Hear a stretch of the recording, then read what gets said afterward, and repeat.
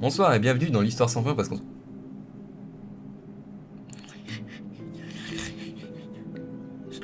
Oups, excusez-moi, je me suis endormi avant. Ce soir, on vous tire dans le sommeil comme un chasseur tirerait sur un lapin, mais qu'il louperait parce que c'est pas bien de tuer les animaux. Ce soir, on part à la rencontre de la neige, parce qu'on va appeler Indigo, qui se trouve actuellement à la neige. Ce soir, on écoutera aussi également une chronique de Mélie sur le thème de... La bureaucratie administrative sous l'Empire byzantin. Une chronique bien intéressante encore une fois. Je suis accompagné comme toujours de mon acolyte de toujours depuis 4 émissions, celle sans qui on ne s'endormirait pas, celle sans qui Barack Obama n'aurait pas été élu, celle sans qui les Beatles ne seraient pas connus, mon attaché de presse, ma limite dans la connerie, celle sans qui ce podcast n'aurait aucun sens à part vers la gauche, partant devant, et encore, c'est Mélie. Mélie, bonsoir, un petit mot. Boulingrin, Boulingrin, qui veut dire c'est un parterre de gazon. un parterre de gazon. Et je vous souhaite bonne nuit. Merci. Donc pour bien commencer cette émission, on s'appelle tout de suite Indigo. Merveilleux. Allô. Est-ce que tu peux avoir un peu moins Bonsoir, d'engouement, s'il te Romaric. plaît ? Est-ce que tu pourrais avoir un peu moins d'engouement ? Elle me laisse pas parler. Bonsoir Indigo. Bonsoir Romaric, moi c'est Violette. Ah. Mais c'est pareil finalement. Excusez-moi, en fait on m'a mal marqué mes fiches. Donc je suppose que à la question comment es-tu devenu un homme, c'est pas pour toi. Ouais, non, ça va être compliqué là. D'accord. Est-ce que tu sais Ouais. pourquoi on t'appelle ce soir Violette ? Non, je ne sais pas, mais tu vas me dire Eh bien, rapidement. Eh bien, tu es en léger différé sur le podcast incroyable qui s'appelle l'Histoire sans fin, parce qu'on s'en avant. Est-ce que tu en as déjà entendu parler ? Ouais, ah bah oui, bien sûr. J'ai eu des échos de ce podcast magnifique. Oui, on le trouve en général sur tous les magazines People. C'est un podcast écrit Ah en oui. vérité. Et oui, je lis beaucoup Closer, moi. Oui, voilà, on le trouve par là, vers la fin. Ça a remplacé D'accord. l'horoscope, tu savais ça ? À côté des sudoku donc. Oui, entre les sudoku D'accord. et l'horoscope. C'est-à-dire que hop, taureau, Ah. hop, maintenant c'est... Voilà. C'est... Parfait. Voilà, donc comment vas-tu, Violette ? Eh bah écoute, très bien, et toi ? Est-ce que tu as passé une bonne journée ? Moi, ça va super. Super. Écoute, j'ai fait du ski, alors j'ai passé une très bonne journée. Tu as fait du ski, donc tu es à la neige ? Ouais. Oui, Est-ce que oui, monsieur. tu ne skis pas sur le goudron ? Et non, bientôt, ouais, à cause du réchauffement climatique, mais Eh oui. c'est un sujet qui fâche. Ça pourrait être la morale de la fin de notre podcast. On y Ouais, reviendra ça au pourrait. réchauffement climatique, évidemment. Qu'est-ce qui t'attire dans la neige, Violette ? Qu'est-ce qui m'attire dans la neige ?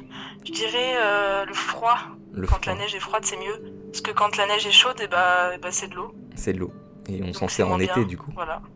Ouais, Parce que neige c'est moins bien. veut dire hiver. ouais, sûrement. En je sais pas quelle langue.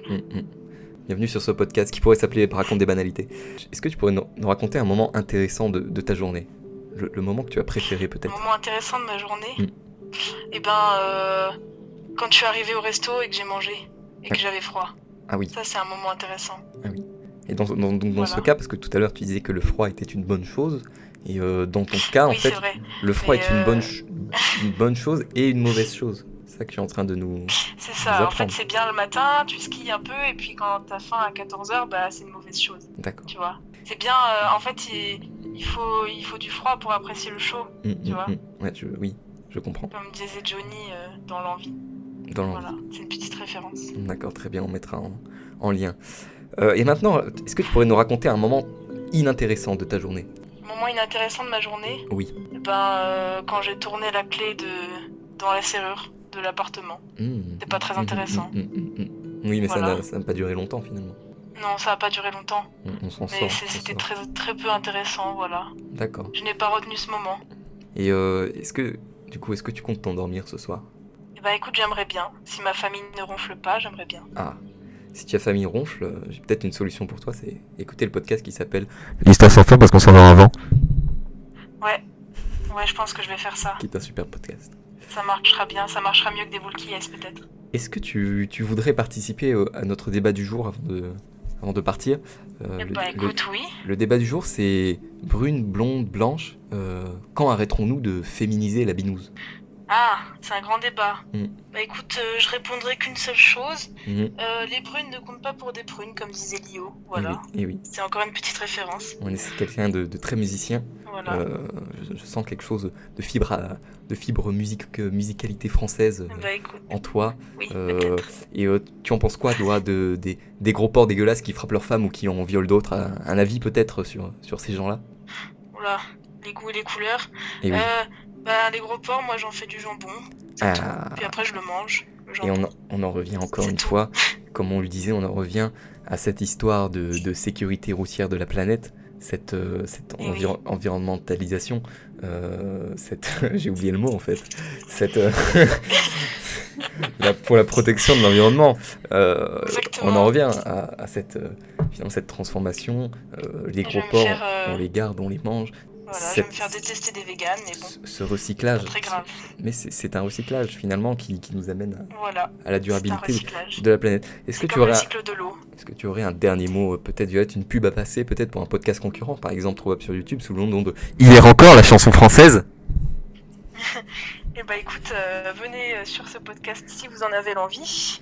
Hier Et si encore, la vous n'avez chanson pas envie, française. et ben Sur voilà. la chaîne YouTube qui s'appelle une Et chaîne bah qui s'appelle Hier encore la chanson française. formidable. Voilà, on l'a dit c'est 3 tout fois. simple, c'est le même nom. Je pense que ça va rentrer Voilà. dans le cerveau des gens s'ils ne s'en sont Voilà, pas c'est le quota, endormis. c'est le quota publicité. Formidable. Merci beaucoup, on va passer tout de suite à la Formidable. chronique de Mélie sur l'Empire byzantin, mais pas la C'est bureaucratie. super comme sujet. Oui, mais c'est la bureaucratie Ça a l'air super. de l'Empire byzantin, on va perdre tout le monde. Merci, au revoir Violette, Et bah merci Romaric, à bientôt et à bonne bientôt, nuit. et bonne neige, au revoir. Bonne neige. Au revoir. On me dit dans l'oreiller que l'anagramme de Carpe Diem, c'est ça déprime. C'est l'heure de la chronique de Mélie, une chronique que les hommes et les chiens adorent, des choses pas toujours intéressantes, pour vous faire dormir. Mélie, je te laisse la parole. Le service à la population de l'Empire byzantin faisait partie intégrante de la culture politique de l'époque, mais opérait comme une entité bien distincte. Sa fonction était bien entendu administrative, mais il y avait avant tout un rôle exécutif. Le système fut réorganisé à plusieurs reprises au cours des années. Il était divisé en 3 branches: l'administration palatine, basée au palais, le gouvernement des provinces et la fonction publique centrale chargée de la direction administrative. On estime le nombre de fonctionnaires à environ 600, répartis dans les 13 bureaux ou départements d'État. Le système était principalement divisé entre les krites, hauts fonctionnaires au pouvoir judiciaire, et les sekretikos, responsables de la branche financière. Les sekretikos furent d'abord placés sous la direction d'un contrôleur général appelé sakellarios, puis coordonnés par des superviseurs départementaux nommés logotètes. Le logotète tout génikou, ou logotète général par exemple, était le ministre du Trésor, qui contrôlait l'administration budgétaire. Il supervisait également les sakellarios du bureau financier de l'État. De même, le logotès tout drumou, ou logotète du Drôme, chapeautait les services postaux. Enfin, il était le supérieur hiérarchique direct du Sekretikoi, du département lui-même directeur du Kritaï, garant de tout ce qui avait trait au courrier. Merci Mélie de nous lire vos chroniques malgré vos doigts en moins.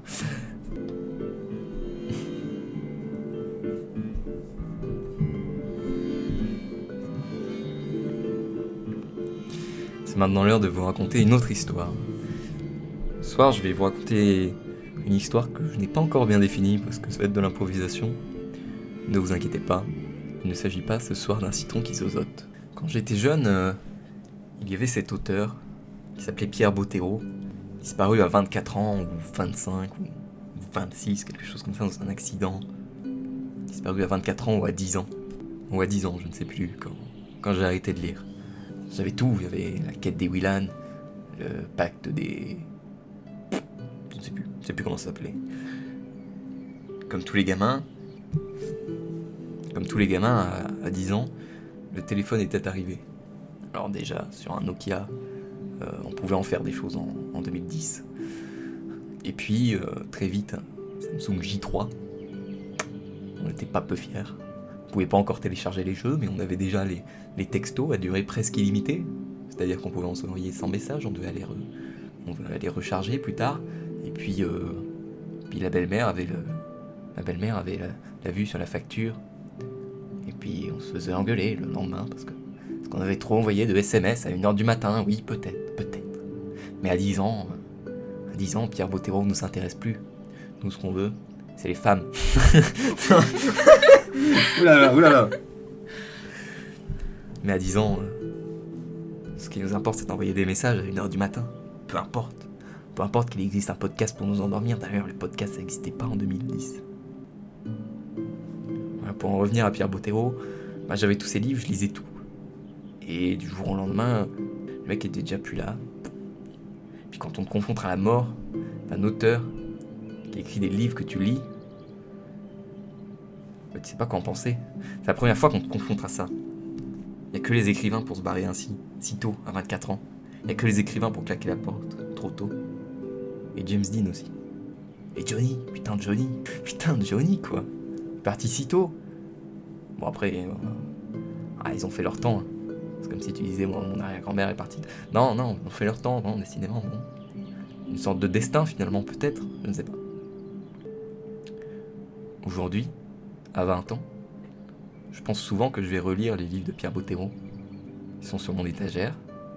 Je les regarde, des fois, je dis « Oh !» Mais est-ce qu'ils auront la même saveur que quand j'avais 10 ans? Je sais pas. Dans le doute, je les garderai. Et je les offrirai à mes enfants. Pour qu'ils lisent du Pierre Bottero. Et que je leur dise « Et ce mec a claqué la porte trop tôt. » Mais pourquoi, papa? Et comment il existe encore, Pierre Bottero? Et je dis « il est parti. Mais il existe encore, oui. » Oui, il existe encore, oui. Je dis « mais oui, il existe encore. » Sur la couverture.